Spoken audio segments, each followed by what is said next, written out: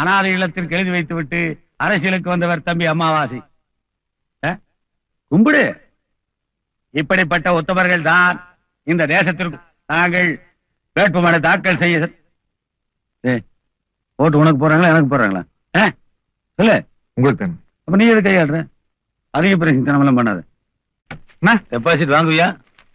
கிடைச்சாலும் சந்தோஷம் தான், கிடைக்காட்டி சந்தோஷம் தான். ஆமா, உனக்கு என்ன பூரா எங்க காசு இல்ல, அர்த்தம் கட்டவனாகிறியா? ஊட்டிக்கு போலங்க. ஏன்னா ஊட்டி வரவங்களா? ரிசல்ட் என்னாச்சு பாப்பியா? அதை ஒட்டி போட்டு உட்காரு. கேட்டு என்னை தப்பா நினைப்பாங்களா? ஐயோ அண்ணா, அது நீங்க உட்காந்துருக்கீங்களா? அது நான் வேணும்னா கொஞ்ச நேரம் வெளியே நிக்கிறேன். ஓ, அண்ணா வந்துருவாரு, அதான் பாக்குறேன். சுயேட்சை வேட்பாளர் நாகராஜ சோழன் தன்னை எதிர்த்து போட்டியிட்ட வேட்பாளர் அரங்கநாதனை விட 8000 வாக்குகள் அதிகம் பெற்று முன்னணியில் இருக்கிறார்.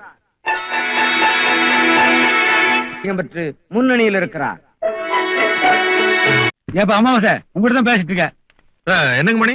மணி என்னப்பா பேர் சொல்லி கூப்பிடுற? அப்புறம் மணிதான் உங்க பேரு. சுயேட்சை வேட்பாளர் நாகராஜ சோழன் 35000 வாக்குகள் அதிகம் பெற்று முன்னணியில் இருக்கிறார்.